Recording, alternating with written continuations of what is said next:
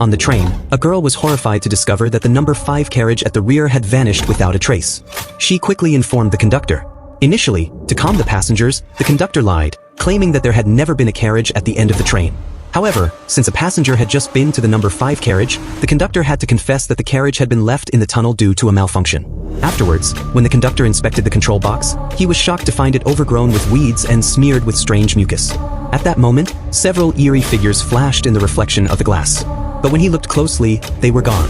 He immediately reported this to the train captain, who was astounded because only he had the authority to detach the carriages. Checking the surveillance footage, they saw that the screen turned to static when the train passed through the tunnel last time, suggesting that the carriage had disappeared then.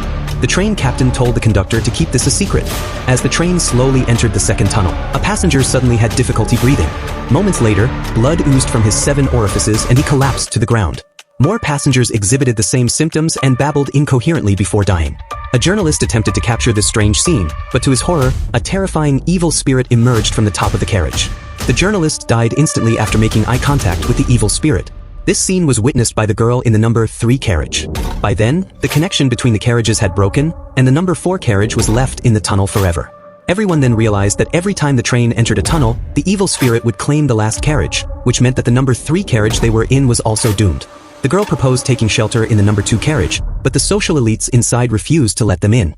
The first-class cabin was even more vigilant against these poor people.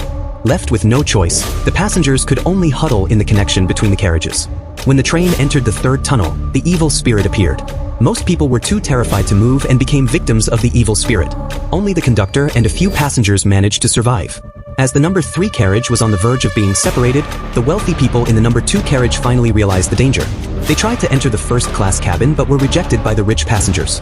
At this critical moment, the conductor used a hammer to break the glass and led everyone to force their way into the first-class cabin. At this point, only the first-class cabin remained of the train. Everyone knew that entering the tunnel again would mean certain death. Urged by the conductor, the train captain pulled the emergency brake, and the train finally came to a stop. Everyone heaved a temporary sigh of relief. But after the sun set, the evil spirit appeared in the tunnel. It turned out that 5 years ago, the rich passengers in the first-class cabin, in order to build a railway, had deforested and killed animals despite the villagers' warnings, depriving the evil spirit of its habitat. Thus, they incurred the evil spirit's revenge, and the innocent passengers became victims.